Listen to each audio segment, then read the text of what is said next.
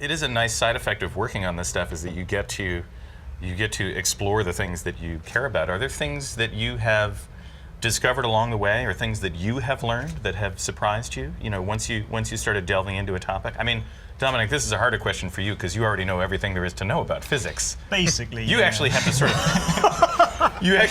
of dumb it down for the kids, you know. Basically. But are there things that you've sort of uncovered in the process of doing that? So with this space book, I did a load of research. I probably did a bit too much just because I was enjoying it so much.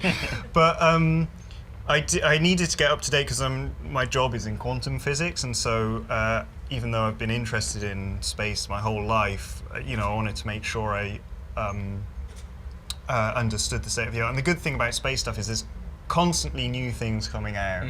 So I was always on the NASA website finding out all the latest things, some of the exciting stuff about, for example, the Kepler telescope finding extra solar planets, which are like trying to find Earth-like planets somewhere else in the galaxy, and there's some really, really interesting stuff coming out from there. So I tried to get the latest thing in the book, but the book's not even come out yet, and it's probably already out of date.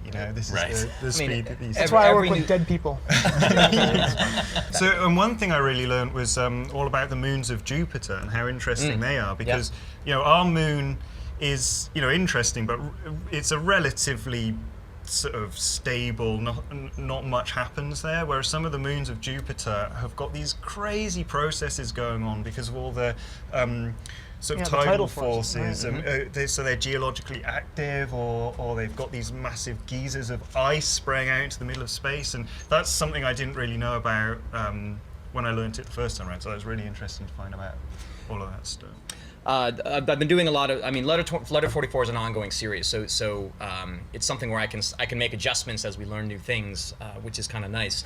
And a lot of the story is set in a decent chunk of the story is sort of set in and around the asteroid belt, which is not the Empire Strikes Back conception of the asteroid belt is very inaccurate. I mean, it's really a very, very empty place. Asteroids are very, very far apart from one another. But I read a lot about sort of the current ideas of what's in the asteroid belt right now, and I mean, more like if we could get there and actually use them and mine them, like we would never have any technology or resource problems on Earth ever again. And so the idea that we're not spending every amount of effort we can to get there soon is crazy to me. Learning more about those things and realizing the potential of the solar system is really a fascinating thing. So that's that's interesting to me for sure. Maybe the most interesting, in recent times anyway, was doing this research for this future book, and how emotionally affecting it was to start understanding some of these concepts that I had not done before through closer and more careful reading than I tried.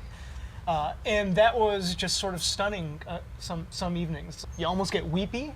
Yeah, I know right? what you mean. Yeah. Exactly, yeah. Like, it's that beautiful out there.